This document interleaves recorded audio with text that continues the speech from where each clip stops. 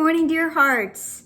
Lesson 268. And just on a side note, that means in another 2 lessons after this, we're into another new, special, relevant, central thought. But today's lesson, it's a great lesson. Let all things be exactly as they are. Let me not interfere.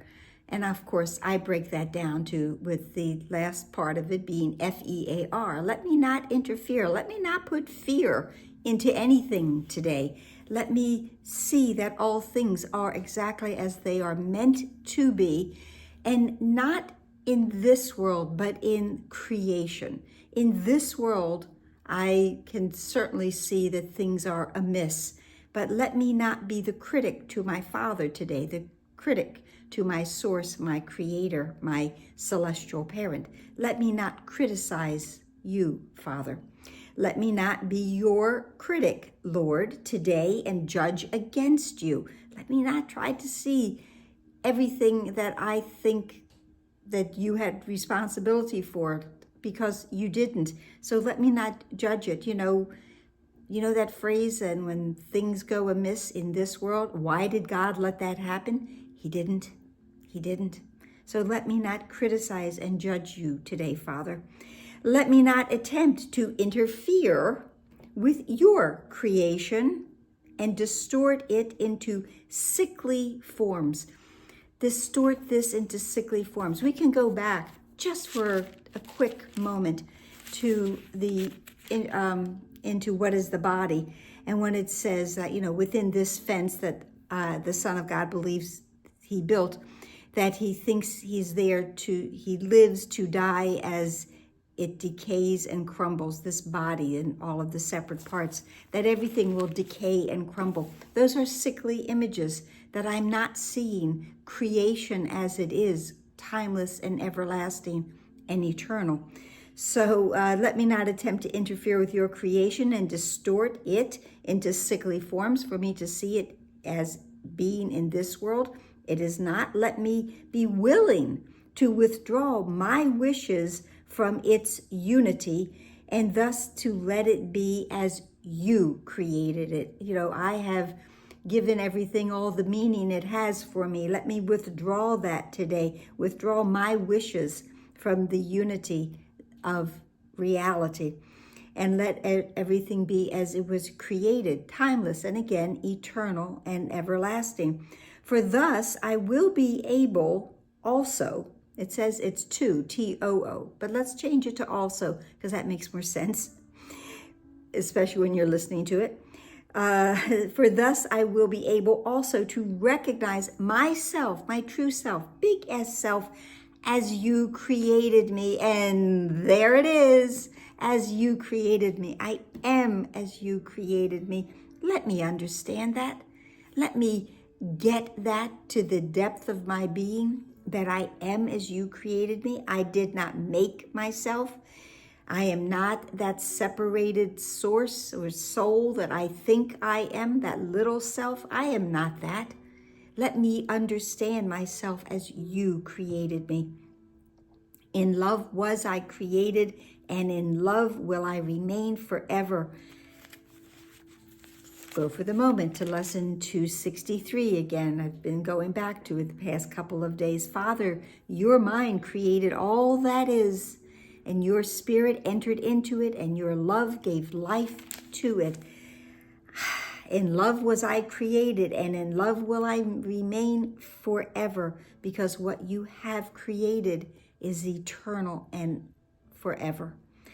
What can frighten me when I let all things be exactly as they are? What could frighten me when I let creation be exactly as it is, without me trying to change it, without me trying to look at it and make it into what is real? Because what I see in this world is not real. Go back again into part 1 of the workbook, that the world I see holds nothing that I want. But beyond this world, there is a world I want. Let me realize that that is true, and that world is the one that God created for us to abide in with him. Let all things be exactly as they are today, Father.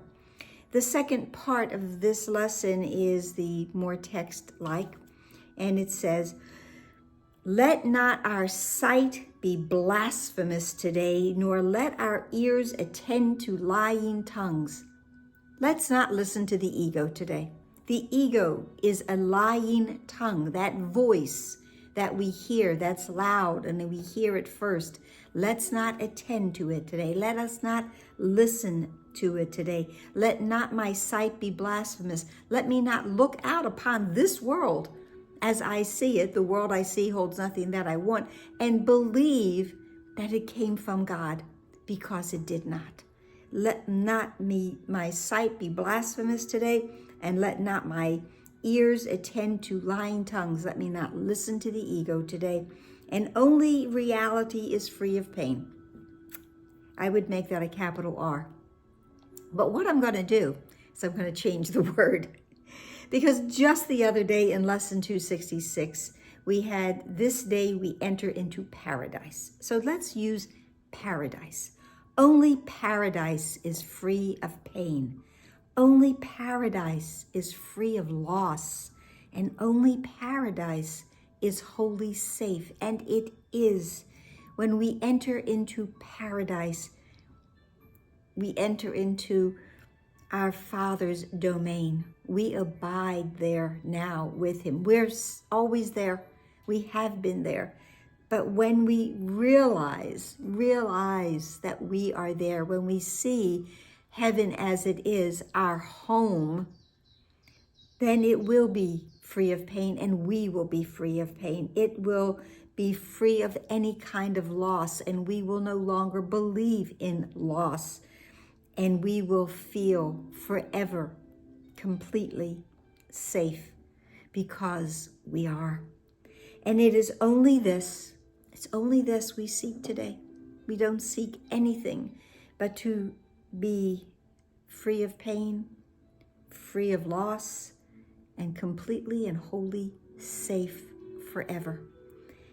This isn't the real world. What I look upon, what I think is real, is not. And I don't see what is real. But today, I will not make things up and try to change anything. Today, I am as God created me, and so is everything else.